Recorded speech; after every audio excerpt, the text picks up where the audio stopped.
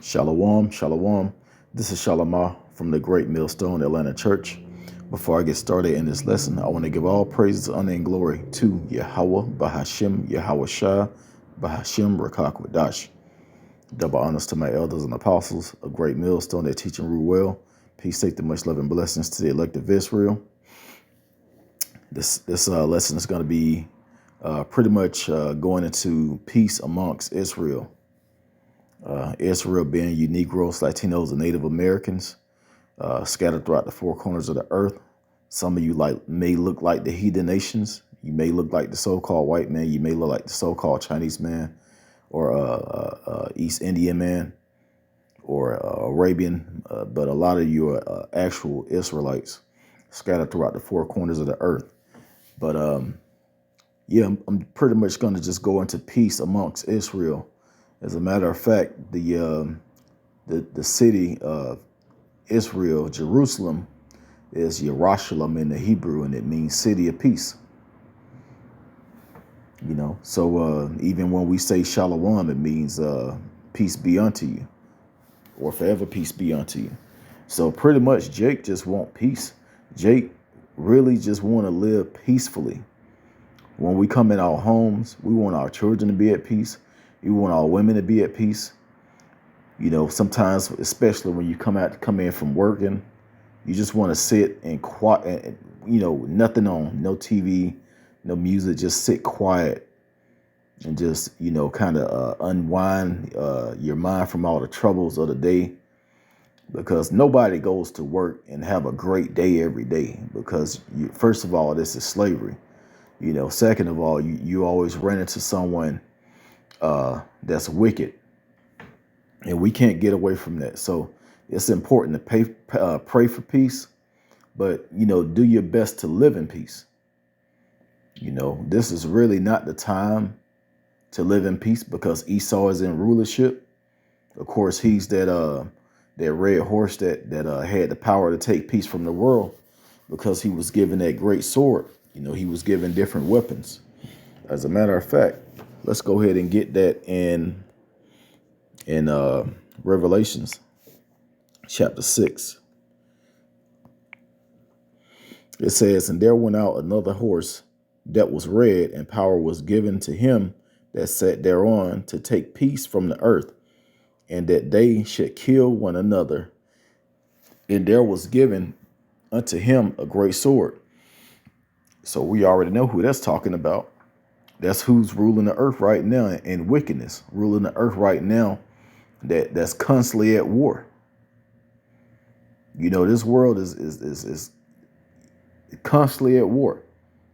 Esau Edom is he's the wicked. He cannot live in peace. Even when Esau lives in the area, you know, where he's amongst his own people, everybody you know, they're living comfortably. There's no reason to you know, hate your neighbor or war with your neighbor. There's no reason to rob no one. You know, you got everything going. Esau will still go out and just kill animals for fun. Of course, you know, as a matter of fact, the scriptures go into Esau being a cunning hunter. You know, he killed for sport. That's his thing. He likes to kill.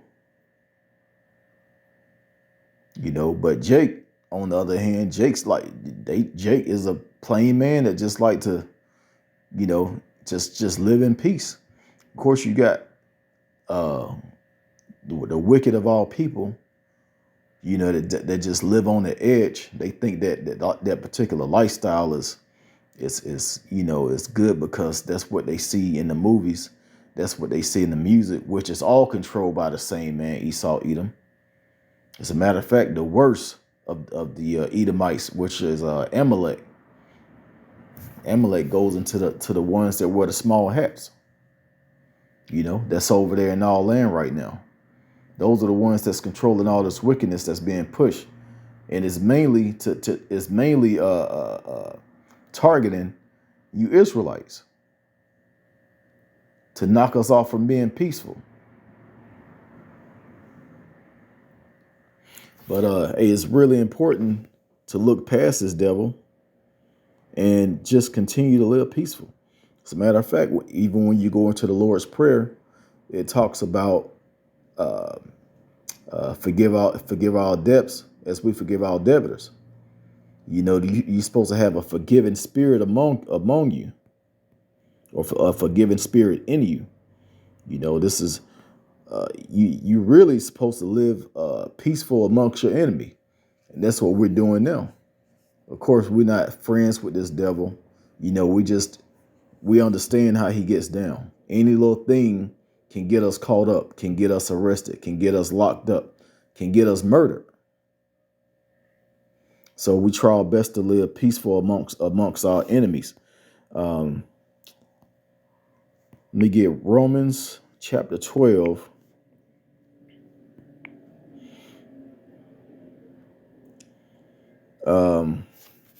Romans chapter 12 and verse 17 says, recompense to no man evil for evil.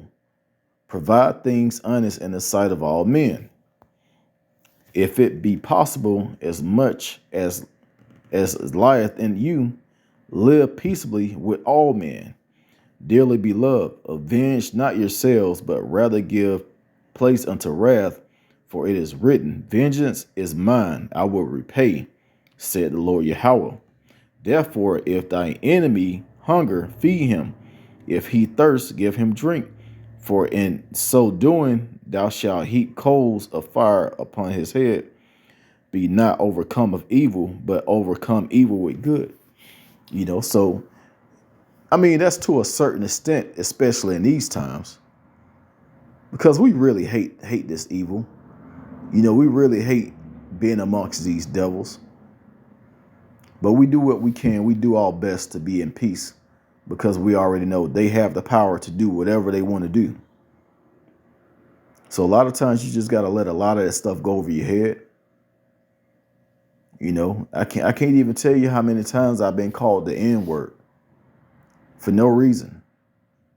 You know, just so a group of Edomites can laugh at me, or laugh amongst themselves, or just been talked about, or just been called, had the police called on me just because I'm at work.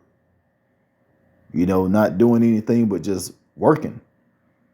And these devils, they have a strong hatred towards you Israelites. So you have to try your best to be at peace.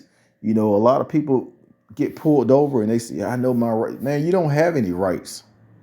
This devil can blow you away and not go to jail and be looked at as a hero. Just be in peace with your enemy. Then the scriptures also say it's a righteous thing to recompense tribulation to them that trouble you. That time is coming. We're gonna go from fishers to hunters, and when hunting season comes, that the power of the Lord is gonna be among certain men to take down the wicked, and that's gonna be a time of full-fledged war. But right now, you know, while you can, try your best to live in peace. Let me go real quick to Matthew chapter 18 and 23. Actually, let me go down a little bit.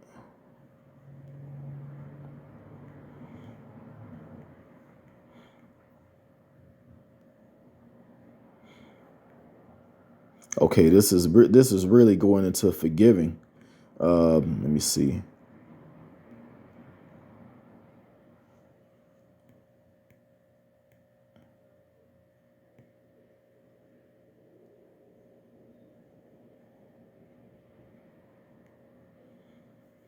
Matthew chapter 18. I'm just going to read down a little bit. 18 and verse 23. It says, therefore, is the kingdom of heaven likened unto a certain king, which would take account of his servants. And when he had begun to reckon, he was brought unto him, which owed him 10,000 talents. But for as much as he had not to pay, his Lord commanded him to be sold, and his wife and his children and all that he had, and and payment to be made. The servant therefore fell down and worshiped him, saying, Lord, have patience with me. I will pay thee all. Then the Lord of that servant was moved with compassion and loosened him and forgave him the debts. So even at that time, this person was in peace with someone that was over them. They owed money and they was forgiven for that debt, we have to be the same way. If somebody does something to that really made you hot that day, hey, just let it pass. Get over it. That happened to me at my job. This guy came at me the wrong way.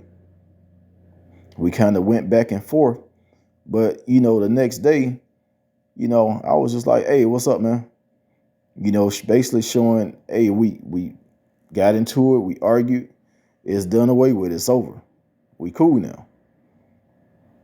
I'm not saying, stand down and allow yourself to get cussed out and beat on, but hey, you can prevent a lot of this stuff, and that's important going into these days, because this is just a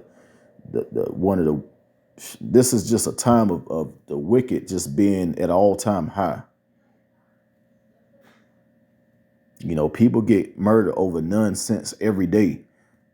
It was I want to say last week, a baby mama of a Atlanta rapper was murdered over a bowling ball. Something that could have been prevented. Life was taken, lived all these years, and your life would end it by arguing over a damn bowling ball, man. So I'm going to go ahead and end it right there. The point has been made. Try your best to live in peace. Don't let these devils take your spirit away from you, that spirit of peace from you. We're Israelites. This is Jerusalem. Even though we're not in the actual city, Jerusalem is a city before it's a people. And that's the city of peace. And real soon, when we in control, there's not gonna. As a matter of fact, let me get that before I end this out. This is Micah chapter 4. It says, "But in the last days it shall come to pass that the mountain of the house of the Lord shall be established in the top of the mountains, and it shall be exalted above the hills, and people shall flow into it. And many nations shall come and say, Come, and let us go up to the mountain of the Lord, into the house of the power of Jacob. And he went and he will teach us of his ways, and we will walk in his paths. For the law shall go forth of Zion, and the word of the Lord from Jerusalem. And he shall judge among many people and rebuke strong nations afar off. And they shall beat their swords into plowshares and their spears into pruning hooks.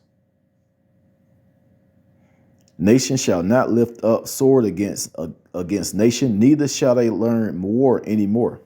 Yeah, when we finally get empowered, there's not going to be any war. Why? Because we're the people of peace. It don't look like that now because we heavily oppressed by this devil, but real soon this is going to be over, and it's going to be pure peace. It's going to be so beautiful. These other nations are just going to want to live like us.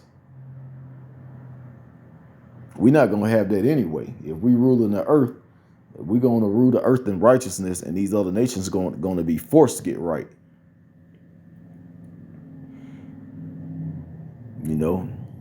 So I'm going to go ahead and end it there. I pray that this was edifying. Once again, giving all praise, honor, and glory to Yahweh, Bahashem, Yahweh Shai, Bahashem, Rakakwadash. Double honors once again to my elders and apostles, a great millstone that taught us his truth. Peace, safety, much love, and blessings to the elect of Israel. Shalom.